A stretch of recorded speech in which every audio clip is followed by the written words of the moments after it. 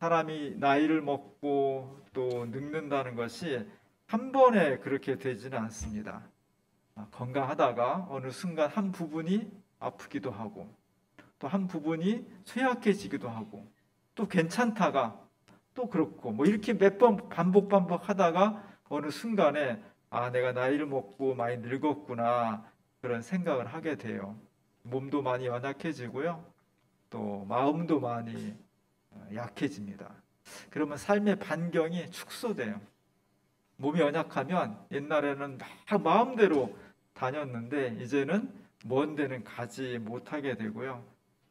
관심도 옛날엔 이것저것 세상사 모든 것에 관심을 갖다가 이제는 내 몸, 내 가정, 내 삶의 반경이 많이 축소됩니다. 그러면서 인생이 점점 늙는 거죠.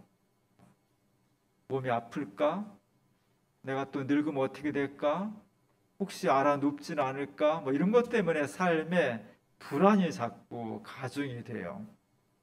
사람이 힘들어지는 거죠. 건강이 악화되면 몸이 약해지면 마음도 굉장히 위축됩니다. 옛날에는 모든 걸 다 할 수 있을 것 같은데 뭐 몸이 안 따라가도 마음만은 청춘이어서 마음 먹은 대로 다 할 수 있을 것 같은데 이제 점점 현실을 겪으면서 그 마음이 마음대로 되지는 않는 현실을 경험하면서 좌절도 하고요. 또 내가 괜히 약한 존재로구나, 별거 아니로구나, 뭐 이런 생각도 많이 하게 되고 위축도 많이 됩니다. 그런 사람이 외로워져요. 고독해져. 삶이 늙는다는 것은 단지 몸만 늙는 것이 아니라 마음도 약해지고 삶의 모습도 점점 고독해져요. 효도하고 싶은 사람은 그냥 부모님이 어디 다니고 싶을 때, 다니고자 하는 마음이 있을 때, 그런 의욕이 있을 때 할 수 있는 만큼 최선을 다해서 지원해 드리고 할 수 있도록 격려해 주는 게 효도예요. 나중에는요, 그러고 싶어도 할 수가 없고 마음만 있지 그게 안 되면 자녀들도 굉장히 힘들어져요. 지혜로운 자녀는 효도가 딴 게 아니라 부모님 건강하실 때 하고 싶은 거 능력이 안 돼서 못하나 할 수 없겠죠. 그러나 마음이라도 최선을 다해서 부모님이 자유롭게 할 수 있도록 돕는 것이 가장 지혜로운 효도가 되겠습니다. 몸도 많이 약해지고 마음도 자꾸 위축되고 거기다가 또 경제력마저 원활하지 않으면 사람이 참 사는 게 어려워져요. 며칠 지난 주간에 저희 교단 총회가 1박 2일로 청주에서 열렸어요. 1년에 한 번 열리는 건데 원래는 3박 4일 동안 하는 건데 코로나 때문에 이틀로 줄여서 했습니다. 그래도 저 기간 동안에 교단 안에서 안팎으로 처리해야 될 안건이 거의 100개가 돼요. 이 적은 거예요. 그 전에는 더 많아요.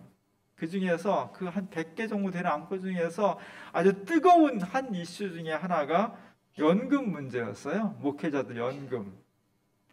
저도 옛날에는 동료 목사님들 만나면 교회가 어떻게 돼야 되고 우리가 어떻게 살아야 돼 이런 것에 한 90% 얘기했는데요. 이제 그거 한 절반 정도 얘기하고 지금은 우리 은퇴하면 어떻게 살지? 연금은 어떻게 될까? 괜찮을까? 뭐 이런 얘기 주제가 누가 뭐라고 해서가 아니라 그냥 자연스럽게 그렇게 되더라고요. 많은 안건 중에서 연금이 이제 저희가 한 20년 이상 부어요. 매달마다 연금을 부으면 그러면 이제 은퇴하면은 한 80여만 원 이렇게 받고 국민연금 받고 그래서 이제 목사님들은 그것만 가지고 빠듯하게 사는 거거든요. 근데 이제 옛날에는 그 자산을 여기다 은행이나 이런 데 막 투자하면 이자가 높았는데 지금 이자가 거의 없어요. 그러다 보니까 연금 운영이 잘 안 되는 거예요. 타시는 분들은 많아지고 드는 분들은 별로 안 들고 그 다음에 이자는 별로 없고 그러다 보니까 연금을 대폭 받는 액수를 깎아야 되지 않냐 이런 안이 올라왔는데 막 사방에서 막 항의가 있었고 아주 뜨거웠습니다. 왜냐하면 거기 총대로 오신 한 600여 명의 목사님, 장로님들 그중에 목사님들은 대부분 다 5, 60대이기 때문에 이제 얼마 안 있으면 은퇴를 하셔야 돼. 근데 은퇴하면은 자기가 받는 게 확 줄어든다고 하니까 그러자고 힘들은데 이게 되냐 막 그래가지고 막 갑론을박하다가 결국은 이제 없던 거로 돼버렸어요. 어려운 거예요. 우리가 나이를 먹고 점점 더 몸도 마음도 경제도 위축되니까 삶이 자꾸 이렇게 축소되고, 그리고 뭔가 자신감이 떨어지고 불안해. 괜찮을까? 안정될까? 뭐 이런 불안감이 막 생기게 됩니다. 또 하나는 인간이 늙으면 이렇게 지루해져, 삶이 지루해져요. 아버님 돌아가실 때 보니까 그 전까지는, 한 돌아가실 1년 전까지는 TV 드라마를 굉장히 많이 보셨어요. 그래서 그냥 하루 종일 텔레비 보셔도 안 지루하시고 그냥 드라마를 다 꿰고 계셔 그냥. 그래서 누구랑 싸웠고 뭐 시어머니랑 그 며느리랑 맨날 싸운다 그러고 부부간에 갈등이 있고. 근데 이제 한 돌아가실 1년 전쯤에는요 아무 관심이 없으셔요. 재미가 없으셔요. 몸도 너무 약해지시고 마음도 위축되고 불안하고 힘들고 그러니까 사는 게 자체가 너무 재미가 없고 지루해지더라고요. 인류 전체를 한 인간으로 본다면 현대 인간들이 엄청나게 바쁘고 역동적으로 살아가는 것 같지만 결정적으로 옛날 사람 비해서 약한 점, 인간의 삶이 지루해졌다는 거예요. 허무해졌다는 거예요. 뭔가 막 삶에 생동감이 넘쳐야 되는데, 막 활기가 넘쳐야 되는데 몸은 좀 약해지더라도 어쩔 수 없이, 그러나 마음은 항상 희망차고 의욕을 갖고 막 그래야 되는데 인류 전체가 다 지루해졌어요. 사는 게 허무해졌습니다. 왜 그러냐? 과학기술은 발전하고 물질은 풍요로워졌지만 종교가, 인류 전체의 종교가 점점 약화되기 때문이에요. 왜 종교가 중요하냐? 종교는 인간이 왜 사는지 그 이유를 설명해 주는 거예요. 인간의 삶의 의미를 주는 거예요. 근데 과학기술이 점점 발전하면서 인류가 종교를 점점 도외시하다 보니까 물질은 풍성해지고 편리해지고 과학기술은 엄청나게 발전했는데 내가 왜 이렇게 살아야 되는지, 이 삶 속에 어떤 의미가 있는지, 그 속에서 편안하고 풍요로우면 다행이지만 아프고 힘들고 고난이 오면 그 속에 의미를 발견할 수가 없는 거예요. 풍요로워도 마찬가지예요.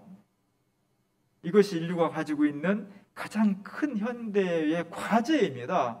이 의미를 어떻게 되찾을 수 있을까? 방법은 딱 하나예요. 다시 하나님께 돌아가야 돼요. 내가 왜 사는지, 삶의 끝에 무엇이 있는지, 인류 역사의 방향이 무엇인지, 왜 창조하셨는지, 그 속에 어떤 의미가 있는지, 그것은 하나님으로부터 나올 수 있는 것이지 과학기술이 발달한다고 나올 수 있는 것이 아닙니다. 그러다 보니까 삶이 허무해지고 지루해지고 불안해져요. 오늘 우리 삶 속에 평강이 충만했으면 좋겠습니다. 골로새 교회에 사도 바울이 편지를 보냈어요. 이 편지는 감옥에 쓰고 있습니다. 바울이 감옥에 쓰고 있는데 소식을 들으니까 자기 몸과 같은 골로새 교회가 여러 가지 문제로 좀 시끄러운 거예요.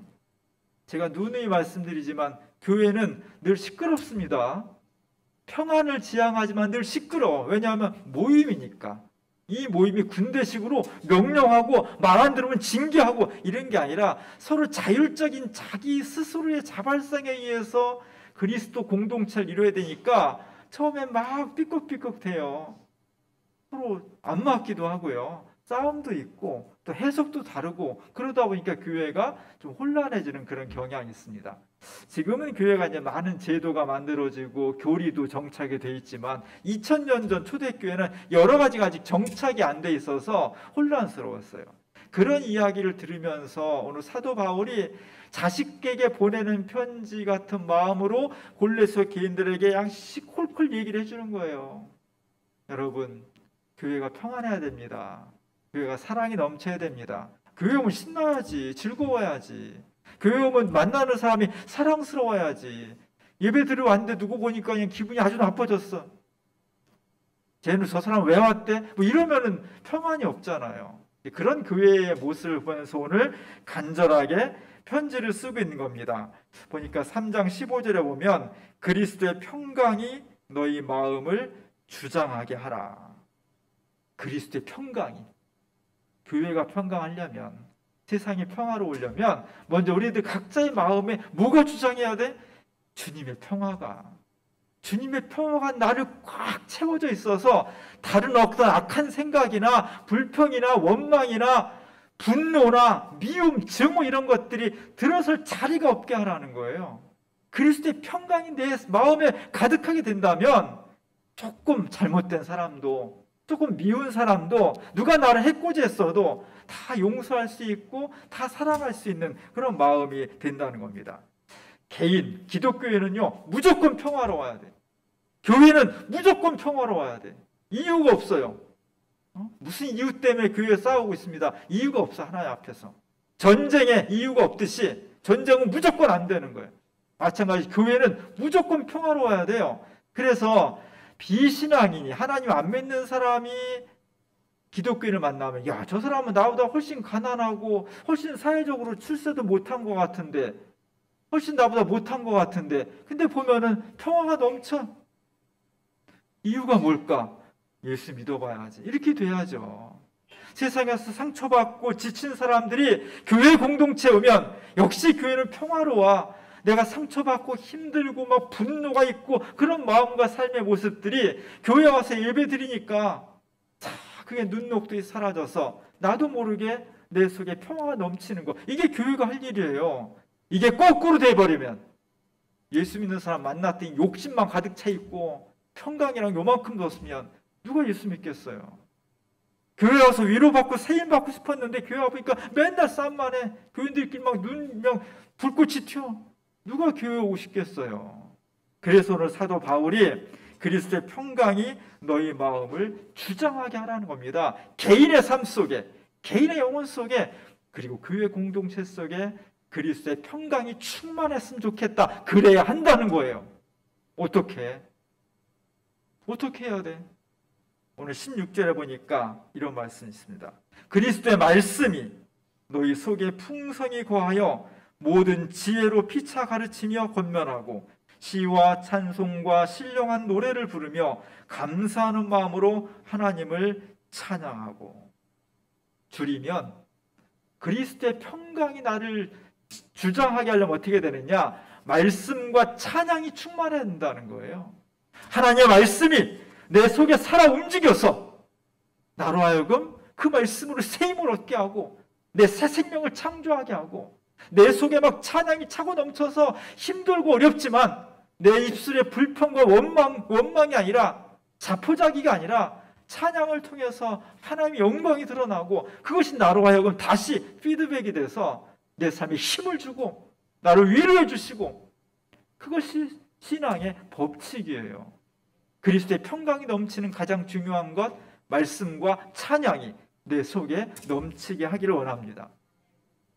제가 성경을 보면서 이 말씀과 찬양이 가장 충만한 장면 중에 하나가 오늘 제가 주보에 실은 다윗이 하나님의 법궤를, 빼앗긴 법궤를 다시 찾아서 예루살렘으로 옮기는 그런 장면이에요. 다윗은 왕이 되어서 첫 번째로 한 가장 중요한 사역이 예루살렘 바깥에 있던 하나님의 법궤를 찾아서 다시 모셔오는 거였습니다. 법궤는 보이지 않지만 그곳에 하나님이 계시다고 이스라엘 사람들은 생각을 했어요. 그 안에는 하나님이 이스라엘 백성들을 애국으로부터 탈출시켜서 자유를 주신 다음에 시내산에서 하나님과 이스라엘 백성들이 계약을 맺습니다. 그 계약의 당사자가, 대표자가 이스라엘 전체를 대표해서 모세가 선택이 된 거예요. 시내산에서 하나님과 모세가 약속을 맺은, 하나님은 내가 너희를 출애굽시킨 것처럼 너희를 보호해주고 자유케 해주고 해방시켜주고 복을 내려주겠다. 모세는 저희는 하나님만을 섬기겠습니다. 오직 주님만 섬기겠습니다. 약속을 맺은 거예요. 그리고 도장을 꽝꽝 찍은 거예요. 그게 십계명판입니다.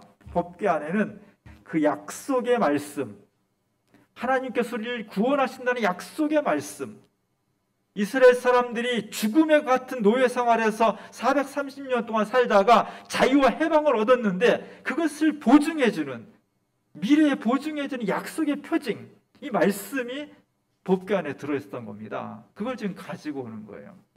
그걸 가지고 오는데 왼쪽에 보면은 두 사람이 법궤를 메고 있죠. 그리고 주변에는 막 악사들이 나팔을 막 불면서 잔치를 벌이면서 오고 있고, 그리고 반대편에 또 예루살렘에서 마찬가지 많은 사람들이 와가지고 막 밴드 불고 타악기 치고 막 노래 부르고 축제를 벌이면서 영접하고 있는 겁니다. 법궤를 모시는 사람도 찬양이 넘치고 법궤를 영접하는 예루살렘 사람들도 막 찬양이 넘치는 거예요. 너무너무 기쁜 겁니다. 그리고 그 앞에 그 아래에는 지금 잔치에 뭐가 빠질 수 없어요? 풍성한 먹을 게 필요하죠. 그래서 두 사람이 양을 잡고 있습니다. 저는 처음에 저게 고슴도치인 줄 알았어요. 그런데 양이더라고. 양을 잡아서 이 잔치, 이 기쁨, 이 감사, 이 축제를 지금 표현하고 있는 겁니다. 그 중간에 법궤를 모시고 오는 사람들과 영접하는 사람들을 대표해서 중간에 임금 다윗이 중간에 있습니다. 뭐 하고 있어요?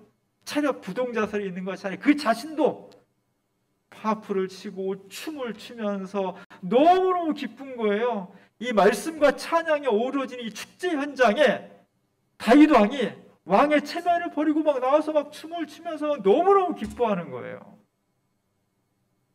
다윗은 왕이기 전에 하나님을 믿는 사람이었고 그 하나님을 사랑하는 사람이었어요. 말씀을 소중히 여기는 사람이었고 주님을 찬양하기를 기뻐하는 사람이었습니다. 막 표현한 거예요. 다윗에게는 부인이 하나 있었습니다. 미갈이라는, 사실은 사울의 딸인데, 미갈이 이 장면을 보고서 저 위에 왕궁 아래에서 딱 쳐다보면서 삐딱하게 말합니다. 나중에 다윗 임금이 체면도 없이 사람들 앞에서 옷이 막 흘러내려가고 속이 보이는 것도 모르고 막 춤을 추고, 그게 왕이 채통이 있는 겁니까? 막 이렇게 야단을 쳐요. 비난하죠. 결국 미갈은 하나님으로부터 좋은 인생을 끝에 받지 못했습니다. 우리의 신앙의 모델은 이런 거예요.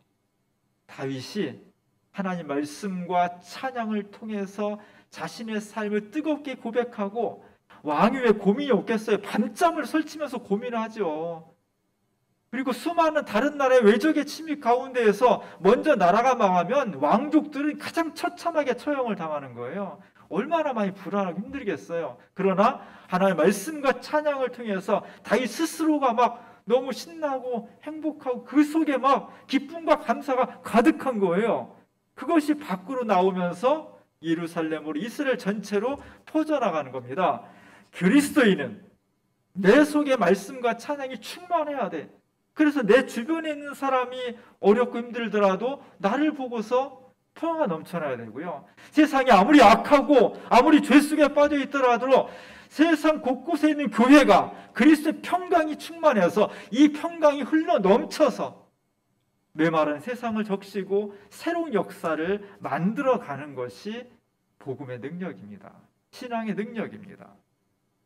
오늘 우리 삶 속에 말씀과 찬양이 가득 임하시는 그런 평강이 넘쳤으면 좋겠습니다. 코로나가 발생한 지 벌써 1년 한 8개월 넘어간 것 같아요. 우리 기억에 2월달, 작년 2월달에 발생을 해서 우리 교회는 3월 1일, 잊어버리지도 않아 3월 1일이 주일이었고 우리 교회 창립 기념주일이었잖아요. 그때부터 이제 온라인 예배로 전환을 했습니다.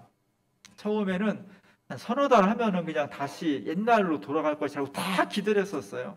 근데 지금 1년 반이 훌쩍 넘었는데도 언제 어떻게 될지 몰라요. 참 힘든 생활을 하고 있습니다. 그래도 우리는 참 다행인 것이 우리 교회는 코로나 오기 전부터 이 온라인 SNS에 다른 교회보다는 좀 더 익숙해져 있어요.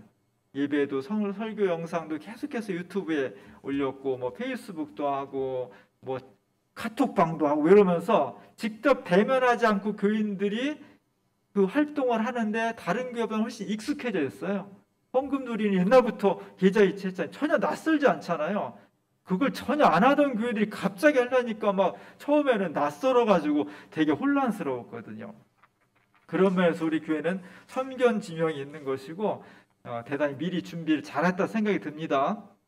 이제 11월부터 국민들이 한 70-80% 정도 백신 접종이 다 완료되고 그러면 더 이상 이 상태로 갈 수가 없어요. 위드 코로나가 이제 막 쫓아내고 그렇게 해봤는데 안 된다는 거예요. 할 수 없이 감기 몸살하고 그냥 우리가 더불어 살듯이 위드 코로나 같이 더불어 살아가는 삶을 살 수밖에 없다 하는 것이 일반적인 예상입니다. 이제 11월, 12월 조금 지나서 모든 것이 잦아들면 교회는 다시 작년 2월 달 이전의 모습으로 회복할 수 있을까? 우리 교인들 다 모여가지고 점심 다 막 왁자지껄하면서 먹고 또 오후에 찬양하고 막 그냥 모든 교회에서 막 프로그램 다 하고 그럴 수 있을까? 당분간은 쉽지 않을 것 같아요. 위드 코로나가 되고 코로나의 위험이 훨씬 줄어든다 할지라도 다시 코로나 이전의 교회와 일상의 삶의 모습을 회복하기는 어렵다는 것이 중론입니다. 그렇기 때문에 교회도 다시 신앙생활의 모습을 재편해줘야 돼. 세상이 바뀌었어요. 코로나 이전과 이후에 사람들의 생각과 생활 패턴과 모든 삶이 변해버렸어요. 세상은 변했고 사람들은 생각이 변했는데 우리의 신앙생활의 방식이 코로나 이전 것을 계속 고집한다면 안 맞는 거예요. 이게 핀트가 안 맞아요. 어려워지는 거예요. 코로나 이전에는 신앙생활의 초점이 여기였어요. 예배당이었어요. 뭘 하든 다 예배당에 모여서 했습니다. 예배당에 모여서 예배드리고 기도하고 성경 공부하고 찬양하고 친교하고 밥 먹고 놀고 다 예배당이었어요. 모든 신앙의 중심이 장소 중심이었어요. 예배당이 모든 신앙의 중심이었습니다. 그러다가 갑자기 코로나로 예배당에 오지 말라고 하니까 못하게 하니까 막 지금 교회가 막 어려워지는 거예요. 코로나가 이만큼 정리가 돼도 이런 현상들은 한 번에 바뀌지 않을 것입니다. 그래서 신앙의 성태를, 신앙을 우리가 체험하고 신앙을 유지하고 신앙을 다시 확산시키는 방식을 바꿔줘야 돼요. 어떻게? 100% 교회에서 이제는 절반은 교회, 절반은 집, 직장, 일상생활 속에서 어떻게 내 신앙을 더욱더 뜨겁게 더욱더 잘 발전시키고 유지시키고 우리 자손들에게 이 신앙을 어떻게 잘 물려줄 수 있을지를 고민하고 그걸 방법을 찾아야 돼요. 이게 대단히 중요합니다. 그러기 위해서 우리가 몇 가지를 해야 돼요. 주일 예배를 올 수 있는 사람은 잘 와야 되고요. 또 오지 못하는 분들은 정성을 다해서 최선을 다해서 온라인으로 예배를 참여해야 되고요. 플러스 거기다가 제가 수요일마다 단톡방에 올리잖아요. 수요일 날 되면 지난주 설교 원고나 영상을 한번 보십시오. 얼마나 보는지 모르겠어요. 공부 잘하는 사람의 첫 번째 특징, 복습을 한다는 거예요. 복습을 해야 돼. 하나님 말씀도. 하나님 말씀을 제가 전했는데 여러분들이 한 20-30분 이렇게 들으면서 집중이 안 돼. 잘 딴 생각하는 경우도 있고요. 잊어버린 경우도 있고요. 또 제가 원고를 쓰지만 한 20-30%는 빼먹는 게 있어요. 그러니까 한번 수요일쯤에서 주중에 중간쯤에서 한번 원고를 쭉 훑어보시면 훨씬 더 다시 지난주 이런 말씀이었지 회복할 수가 있습니다. 또 하나는 우리가 한 2달 전부터 수요 신앙 전형 모임을 시작했어요. 좀 많이 참여했으면 좋겠어요. 전에는 여기 모여서 명상 예배를 했는데 그러지 못했지만 못하고 지금 온라인으로 하지만 많이 좀 참여해서 우리 교인들 얼굴이라도 같이 가까이 좀 보고 우리 교회 남성들은 수요 예배 참석하면은 이렇게 안 되는 거로 생각하는 그런 경향이 있는 거야. 난 수요에 절대로 가지 말아야 참석하지 말아야지 굳게 결심을 하고 있는 분들이 많은 것 같은데 여성들만 참여하는 게 아니에요. 교인들 모두 참여해서 한국 교회사도 배우고 세계 교회사도 배우고 우리가 서로 신앙의 느낌 감동도 나누고 그게 굉장히 중요해요. 거기에 더불어서 첫 번째 우리가 찬송가 외우기 또 15번씩 부르기 하고 있죠. 매주마다 우리 예배부장 박인수 장로님이 단톡방에다가 저렇게 찬송가 가사하고 그 다음에 유튜브에는 그 찬송가를 올려줘요. 일주일 동안 찬송을 외우시기 바랍니다. 한 주에 하나. 나는 죽어도 못 외우겠다. 15번 부르세요. 그리고 박인수 장로님한테 연락을 하면 돼. 외우는 거는 쉽지 않더라고요. 저도 외우는 게 어떤 거는 잘 외우지 어떤 건 진짜 찬송가가 입에 잘 안 붙는 게 있어요. 참 어려워. 그런 거는 15번 부르세요. 그리고 연락하시면 되고요. 그 찬송이 내가 일상이 돼야 돼. 일상이 돼야 됩니다. 이제 신앙이 예배당 중심에서 내 평상시 일상 생활 속으로 바뀌어져야 패턴이. 찬송이 넘쳤으면 좋겠어요. 찬송을 통하면요, 찬송이 넘치면 내 모든 삶의 요소에 막 생기가 돌아요. 하나님께 찬송을 통해서 우리에게 생기를 불어넣어 주셔요. 남을 위해서 하라는 게 아니에요. 목사 위해서 찬송 부르라는 게 아니에요. 여러분들 위해서 부르라는 겁니다. 두 번째, 지난주부터 성경 쓰기를, 성서 일과 쓰기를 하고 있어요. 지난번에 14선언 저희가 써보니까요, 사실 14선언이 되게 길어요. 6.15 선언은 짧은데 14선언은 되게 길어가지고 이거 쓰기 운동 하자고 공포해놓고 잘못했다는 생각도 했어요. 근데 참 생각지도 않게 우리 교인들이 굉장히 많이 참여해 주셨어요. 뭐 초등학생까지, 중학생까지. 저는 너무 감동적이었어요. 그래서 제가 아이디어가 생각났습니다. 아, 우리 교인들이 쓰는데 달란트가 있구나. 그러면 성서 일과를 매주마다 써보자. 이번 주에 이거 쓰신 분들은 오늘 성경 본문 말씀이 훨씬 더 다가올 거예요. 미리 한번 써봤으니까 쓰셔가지고요, 이렇게 썼다 이렇게 해주시면, 제가 정말 감사한 것은 우리 교회 청년들 너무나 바쁘잖아요. 공부해야지, 직장 다녀야지, 아르바이트 해야지, 바쁜데 내가 한마디도 안 했는데 청년들이 막 중심이 돼서 성서를 쓰는 거예요. 어른들은 얼마나 자존심 상할까요? 많이 쓰시기 바랍니다. 우리 교회 속에, 내 삶 속에 한쪽엔 찬양, 한쪽엔 말씀이 가득 채워져야 돼요.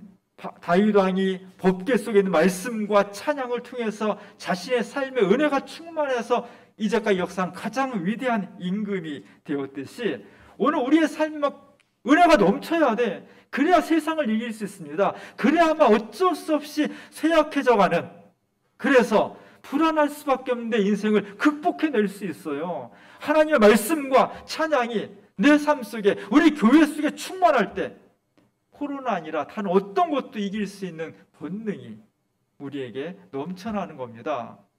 그리스도의 평강이 우리를 주장하게 하시기 바랍니다. 그리스도의 평강이 우리 주민교회에 가득 충만해 주시기 바랍니다.